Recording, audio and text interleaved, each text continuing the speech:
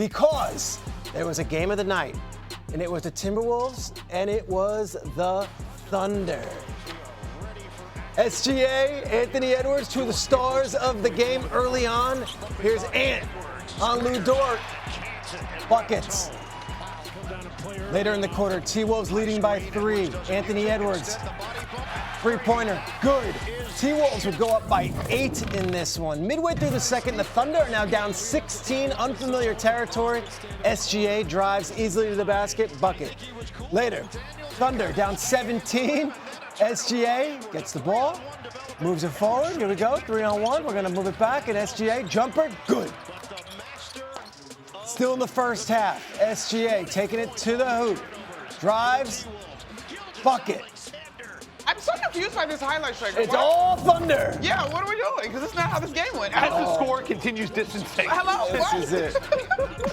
Now we're talking. You want This to is the actual That's highlight. Jalen McDaniels. Come That's on, a 3. Jalen all right? McDaniels was Here we go. fantastic. There's Dante DiVincenzo. Bang. There you go. This is the story This of the game. is what it was. Then the lefty right there, of course, Julius Randle, Anthony Edwards. They're doing it.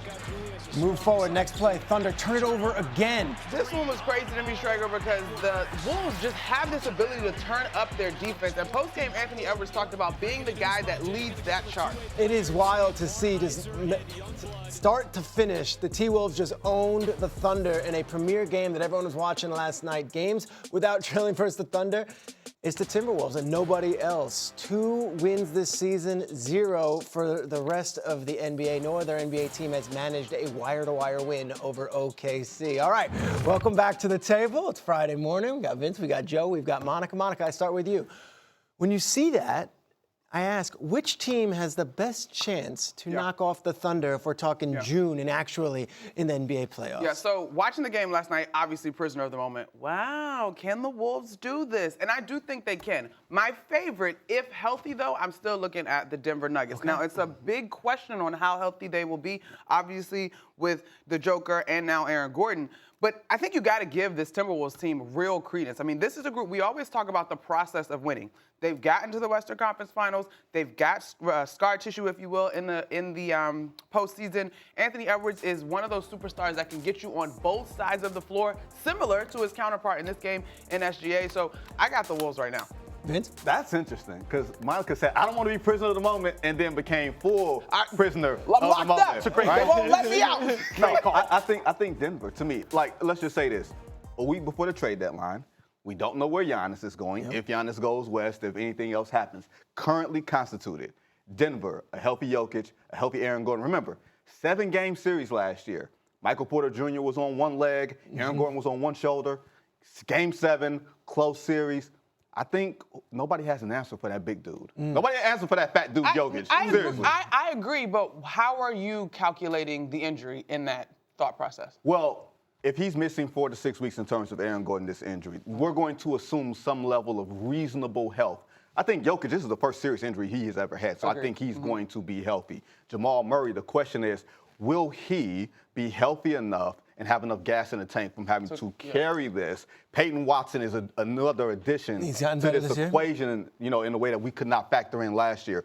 And sometimes you're not as hungry when you've won the championship. You are when you are chasing. Gas in the tank is an interesting thing to bring up, because I look at OKC and I think that's going to be their downfall. That's why I don't think it's just one team that can get him. I think Houston can get him. I think Denver can get him. I think San Antonio can get him. OKC, we discount how difficult it is to win a championship. You win a title and then immediately people start talking about dynasty. Look at a team like the Spurs, right? Who's given them fits already this year, all right? The Spurs last year, no playoffs. The Thunder last year, 23 playoff games. That's a big difference. It's 2 extra months of basketball being played at 40 minutes per night, highest possible pressure, less time to recover, less time to get ready for the next season. And then they come out, and the Thunder were pushing it full throttle early, and you're starting to see them tire out. Case in point, 7 back-to-backs this year. They're 3-4 in those games. In the modern NBA, your offense is your floor. Everybody can score. The worst scoring team in the NBA this year would have ranked top 5 in scoring 15 years ago. Crazy. Defense is the key, and the Spurs are number 3 in defensive efficiency right now. I would not sleep on them. Okay. I like the Rockets. I like KD and the Rockets. I'm going to keep an eye on them. That's the team I don't trust. That's the one I don't trust. Sengun! Big help. Sengun. Who's giving them the ball? Who's passing the ball? KD. That's the thing. They got to solve the point guard situation. Point guard situation. Is that McNutt Hey, with I like Monica McNutt? Monica, let's begin with the King. We saw him play on Wednesday night. Monica, if I said LeBron will finish his career on a title run with the Cavs, is that McNutt? You know, Schrager, I do not think this is McNutt's. Listen, LeBron James has already had what is equivalent of a storybook career. Why not end it at home in a place where he's loved? I mean, he's not going to be looking for a next big contract in terms of the money. I don't know that he'd absolutely take a vet minimum either, but it's not about the money at this point. It's about putting a button on a wonderful career. That's a nice, cute story. It is. That's what I said. You said title run. That's the Literally. thing. Oh, the That's title the part. thing Yeah, you're right. that I take a little bit of umbrage with. But yeah, going back to Cleveland, because I don't think he's finishing his career with the Lakers. I think this is the Hollywood part is over. And I think there are two teams, Monica, and the second one you might like a little bit more than the other. There's Cleveland, and there's the New York Knicks. Okay. Interesting. I'm just saying. How you say interessante in French? Bonjour. There you go.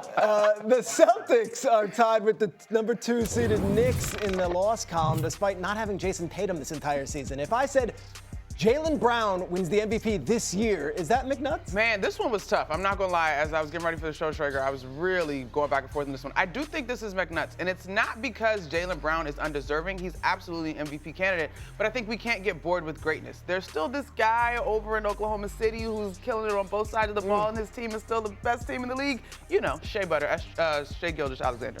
Vince? I don't think it's super crazy, but I think the team is going to have to do that much more better. They're right now between 2nd and 4 in the East. Detroit is running away with the conference right now. If they were to exceed that team, yeah. But there's a player in Detroit named Cade Cunningham that you're going to have a conversation about too. You're talking about two-way players that can win MVP. Yeah. It has been amazing what Jaylen Brown's doing. The Celtics team's been cool to watch. Let's go to the next one here. The New York Knicks need Giannis to win the title this year. Is that McNutt? Okay, here we go. Let's do the word thing. Need. I'm going with this one is McNutt. Would Giannis make this team better? It's hard to deny that. But I do think that when you look at the way the Knicks have started the season, they have shown that they have the ability to get it done. Now, the way they started 2026, I understand the noise around this team, but I do think they have enough talent on this roster to make it happen. I don't see it happening at all. Let's be perfectly honest here. You can't win an NBA title with league average defense. And that's what the Knicks have. And they've been inconsistent all season long. If you were to get a Giannis, whether it's now or later, he is such a big part that you can't just throw him in there. It's not like just adding some seasoning or add some Old Bay to the salmon and making it taste good. You know what I mean? It's a little different. You know, might be. I'll introduce you to that later. That's Baltimore. I've had it. Don't worry. I'll introduce you to that later. You're not understanding where I am. I get it. I can hang. But go on. Benny, I think that's a great point, though, because the last time, I always say this, the last time we added star equal championship was Kawhi Leonard in Toronto. It just doesn't happen that quick. And so I think there's something to be said for holding on to what this group has in terms of the chemistry, the investment, the time spent together, as opposed to blowing it up. You're around this team a bunch. Does it feel like it's a distraction? Every time I walk down the street, I'm nobody. They say to me, is Giannis coming to the Knicks? Is Giannis coming to the Knicks? I'm sure the players hear it too. You know, Schrager, quick aside, last night I did a really great event celebrating 80 years of the Knicks with a bunch of the old guys, Bernard King, Clyde Frazier, Allen Houston, Stephon Marbury, Rod Strickland, and they all talked about the pressure of being in New York. The noise is loud in New York, whether the trade deadline is around the corner or not. And so having been around these guys, they are professionals. It's out there, but they understand their best play for their individual futures and team's future is to take care of what's in front of them. Vince, you're plugged in. What's your thought? It's a weird thing. Whenever you hear a Giannis trade rumor and you walk into that locker room, it's a pall. You feel it. You see it with the players. You see it with Karl Towns. You see it with Mikal Bridges. They know math. They know how much Giannis makes, and they know if Giannis comes here, I gotta go. And what can you do to mitigate that? There's nothing you can do right now if Giannis says, I want to be a New York Knick. You can't prove yourself for June in January. June is only the thing that's going to save them. But if the Knicks make the decision, which I don't think they will, James Dolan came out and said a few weeks ago, this is the team that we're going to have. He said there are no big moves that we're going to make. Granted, anything can happen. You can always make those decisions now and then come back later. But I think you got to be real careful with what you have. Where's Cat's head at? Because I feel like he's always the center of this trade rumor, and he's always the one that Knicks fans are, we'll move. but yet leads the league in rebounding, playing well, and they're winning games now. So where is he at right now? I think the thing that he continues to say is he wants to be a part of winning. This team wants to get better every day. And so whether that is just a mantra that he's telling himself, it is the right thing to say. Because like Vinny said, you can't control the outside stuff. And you got to want you. Let's be perfectly honest. The Knicks had a chance to extend Karl Towns before the start of the season. They did not. And the one reason that they didn't was because they wanted to keep their cap flexibility in the event that a player like Giannis becomes available. Actions, not words. Wanna try to boast at what I look like. Keep them down, try to wear, I pull up long range. Jimmy with the heat, I'm on fire. It's NBA over here,